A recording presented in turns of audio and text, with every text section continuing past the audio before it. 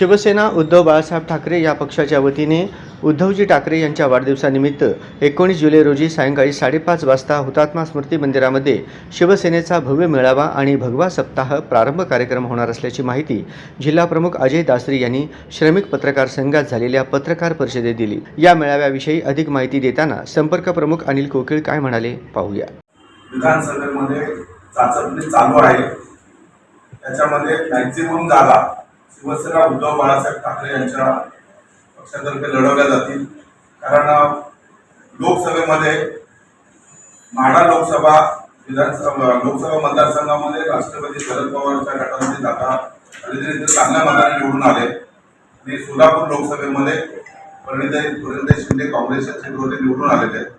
शिवसेनेचं या सोलापूरमधल्या असलेलं अस्तित्व पुन्हा एकदा सिद्ध करण्याची संधी किंवा सोलापूरमध्ये पुन्हा एकदा शिवसेना ही काय आहे हे आता लोकसभेच्या निवडणुकीमध्ये सगळ्या कार्यकर्त्यांनी पदाधिकाऱ्यांनी दाखवून दिलेल्या प्रचाराच्या माध्यमातून आणि ज्या पद्धतीने भारतीय जनता पार्टीने दहशतवाद माजवलेला होता या महाराष्ट्रामध्ये आणि ईडीची सीबीआयची इन्कम टॅक्सची भीती दाखवणे करत त्याला जनता कंटाळलेली होती।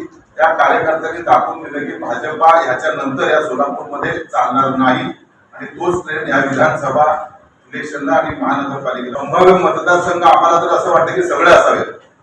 त्यातले उद्धव साहेब जे ठरवतील त्या विधानसभा मतदारसंघामध्ये शिवसेनाचे आमचे पदाधिकारी तयार आहेत, उमेदवार तयार आहेत आणि त्याचा निर्णय पक्षप्रमुख उद्धवजी ठाकरे साहेब। या भगव्या सप्ताहामध्ये शाखा पुनर्रचना कार्यक्रम, नवीन मतदार नोंदणी, रक्तदान शिबिर, बूथ प्रमुख नेमणुका, शाखा पदाधिकारी नेमणुका, शिवसेना सदस्य नोंदणी, आरोग्य शिबिरे आदी कार्यक्रम होणार असल्याचं यावेळी सांगण्यात आलं।